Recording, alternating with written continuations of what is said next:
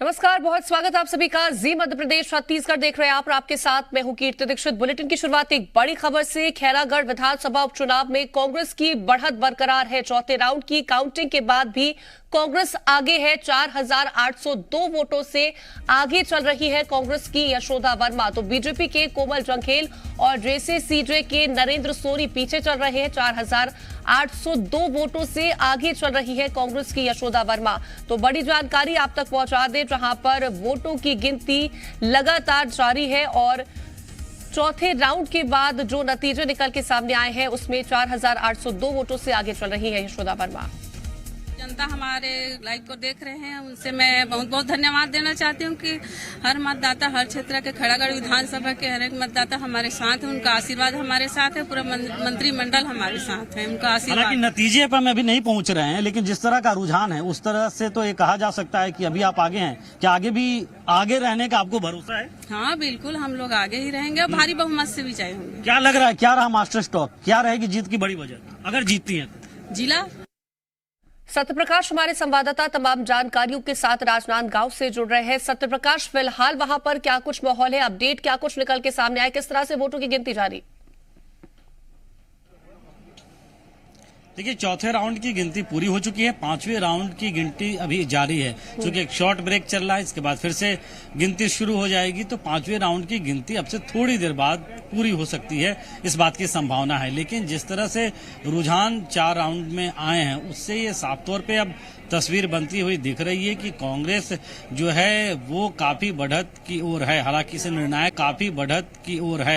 निर्णायक बढ़त अभी नहीं कहा जाएगा, क्योंकि 21 राउंड की कुल गिनती होने वाली है। लेकिन जैसे जैसे काउंटिंग जो है वो 12-14 राउंड तक पहुंचेगा, उसके बाद स्थितियां जो है वो साफ होती हुई दिख सकती है। लेकिन जिस तरह से इस बढ़त को और जिस तरह से संभावित जीत जो कांग्रेस प्रत्याशी खुद अपनी मान रही है, उसे जिला एकमात्र जिला बनाने की घोषणा से जोड़कर देख रही है। ऐसे में कहा जा सकता है कि जिस तरह से इस बात को लगातार कहा भी जा रहा था कि एक मास्टर स्ट्रोक कांग्रेस का है कि जिला बनाने की घोषणा, और अगर इस पे लोग भरोसा जताते हैं तो फिर 24 घंटे के भीतर जिला डिक्लेयर कर दिया जाएगा। ये भी कल सीएम भूपेश बघेल ने बयान दिया है। तो कुल मिलाकर अगर कहें तो अभी मतों की गणना जारी है और 4,802 मतों से चौथे राउंड की गणना के बाद कांग्रेस प्रत्याशी। बिल्कुल, हमने सुना था यशोदा वर्मा को, उन्होंने कहा कि वो मास्टर स्ट्रोक ही था जिसकी बदौलत शायद तक वो आगे चल रही, उन्होंने इस बात का जिक्र किया था। लेकिन अगर हम बात बीजेपी की करें या जेसीसीजे की करें, फिलहाल उनके लिए क्या स्थितियां हैं, किस तरह से उन्हें अब समीक्षा करने की जरूरत है अगर इस तरह से जो रुझान अभी निकल के सामने आ रहे हैं? तो देखिए, बीजेपी फाइट देती हुई दिख रही है, क्योंकि अब तक जिन क्षेत्रों के ईवीएम खुले हैं उन क्षेत्रों को कांग्रेस के गढ़ के तौर पे भी देखा जाता है।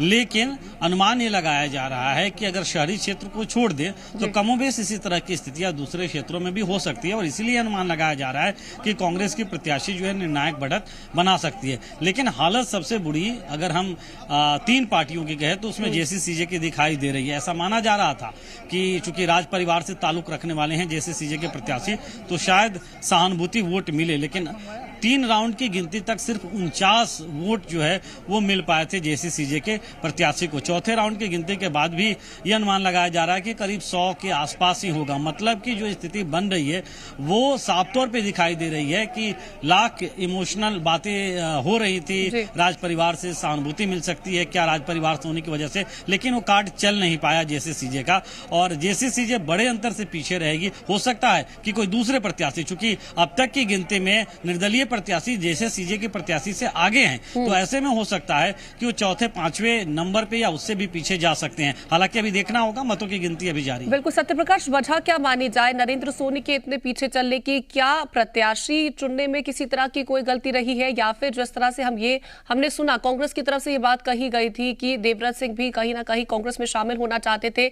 इस बात का नुकसान कहते जेसीसीजे को पहुंचा और फायदा कांग्रेस को मिल रहा है? देखिए, इस चुनाव में प्रत्याशी चयन से बड़ा मुद्दा हो गया वादा। मतलब कि जिस तरह की वादे किए गए और विशेष तौर पे सत्तारूढ़ दल के द्वारा जो वादा किया गया वो कहीं ना कहीं पूरा इस विधानसभा उपचुनाव में छाया रहा। अब कांग्रेस की भी जब प्रत्याशी यशोदा वर्मा डिक्लेयर हुई थी उस वक्त भी ये कहा जा रहा था कि कांग्रेस ने बेहद कमजोर प्रत्याशी को मैदान में उतारा है, लेकिन जिस तरह से जिले की घोषणा की गई उसके बाद जिस तरह से अब तक के माना जा रहा है कि उसकी वजह से जो वोट का मोबिलाइजेशन हुआ कांग्रेस के पक्ष में, ये एक बड़ी वजह रही कि प्रत्याशी के बजाय पार्टी पे, और पार्टी ने जो भरोसा दिलाया है कि जिला बनाएगी उस पे ज्यादा यकीन करती हुई खैरागढ़ की जनता दिखाई दे रही है फिलहाल। तो इस विधानसभा के उपचुनाव में मुझे लगता है कि प्रत्याशी से ज्यादा मुद्दा हावी रहा, और वो मुद्दा था कांग्रेस ने जो वादा किया था। बिल्कुल, कांग्रेस ने जो वादा किया जिला बनाने का, उस वादे का ज्यादातर फायदा हम देख रहे हैं कि कांग्रेस के प्रत्याशी को मिलता हुआ दिखाई दे रहा है। बात अगर हम 2023 के लिहाज से करें तो कहीं ना कहीं एक सीख जरूर ये दे जाएगा चुनाव, क्योंकि इससे सत्ता का सेमीफाइनल हम देख रहे हैं।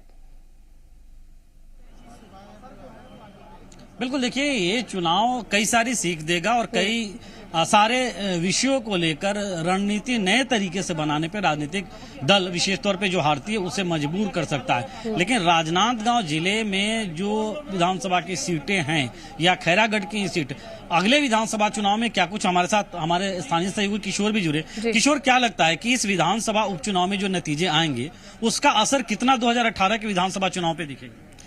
निश्चित रूप से 2018 का ये जो चुनाव है उसमें जिस तरह से भी घोषणा की मुख्यमंत्री, ये 2023 की विधानसभा 2023 जो विधानसभा चुनाव आने वाला है उसके लिए जो मुख्यमंत्री ने कहा था कि ये जो चुनाव है उपचुनाव सेमीफाइनल है और वो जो चुनाव होगा वो फाइनल होगा और उसमें हम जीतेंगे। तो ये बिल्कुल ये जो रुझान दिख रहे हैं, 4 राउंड की जो गिनती हुई है उसमें लगातार कांग्रेस की यशोदा वर्मा बढ़त लिए हुए है और बीजेपी ने जिस तरह से दावे किए थे वो अभी 4 राउंड में पीछे दिख रहे हैं। तो रुझान जो जिस तरह से दिख रहा है वो कांग्रेस के पक्ष में जा रहा है और मतदाता जो है जो वादे मुख्यमंत्री ने किए थे उन वादों को जनता चाह रही कि वादे पूरे करें और उस पर अपना वोट आज दिया है, ऐसा आज के इस रुझान से दिख रहा है। अभी काफी राउंड बाकी है, अभी 17 राउंड की गिनती बाकी है, तो आगे देखना होगा कि किस तरह के ये रुझान आते हैं और किस तरह से कांग्रेस आगे बढ़त लेती है। देखिए, बेहद महत्वपूर्ण ये भी है कि जो खैरागढ़ का इतिहास रहा है और जिस तरह से खैरागढ़ में विधायक चुनते आ रहे हैं, कांग्रेस की परंपरागत सीट एक वक्त में मानी गई। देवव्रत सिंह यहाँ के विधायक रहे, लेकिन बाद में उपचुनाव हुआ और बीजेपी के कोमल जंगेल जो वर्तमान में भी प्रत्याशी हैं बीजेपी के, उन्होंने जीत दर्ज किया था 2007 में। 2008 में जब विधानसभा का चुनाव हुआ उस वक्त भी कोमल जंगेल ने जीत दर्ज किया था। लेकिन उसके बाद 2013 का जब विधानसभा चुनाव हुआ तो उस समय फिर से कांग्रेस के प्रत्याशी ने जीत दर्ज की। 2018 में कांग्रेस पार्टी ने देवव्रत सिंह को टिकट नहीं दिया तो जेसीसी से चुनाव लड़ गए और फिर देवव्रत सिंह चूंकि एक खासा जाना पहचाना चेहरा खैरागढ़ क्षेत्र से राज परिवार से ताल्लुक रखते थे तो उन्होंने जीत हासिल की। तो मतलब कुल मिलाकर अगर हम कहें तो ये सीट जो है वो किसी एक पार्टी की परंपरागत रही हो ऐसा नहीं कहा जा सकता। और ये बदलाव मतलब जेसीसीजे के विधायक थे देवव्रत सिंह, वो दिवंगत हुए, सीट खाली हुई, विधानसभा उपचुनाव हो रहे और अब कांग्रेस की अगर जीत होती है तो ये बदलाव जो है वो प्रत्याशित कही जा सकती है, क्योंकि यहाँ की जनता जो है वो बदलने के मूड में रही है पहले भी। लेकिन हाँ, 2018 का 2023 का जो विधानसभा चुनाव होगा, बताया, जानकारी दी कि हर एक चुनाव के बाद किस तरह से जनता ने अपने प्रत्याशी को चुना है, किस तरह से नतीजे निकल के सामने आए, तो जनता हमेशा से बदलाव के मूड में रही है, ये देखने को मिला है। फिलहाल तमाम जानकारी पहुंचाने के लिए सत्यप्रकाश आपका बहुत शुक्रिया।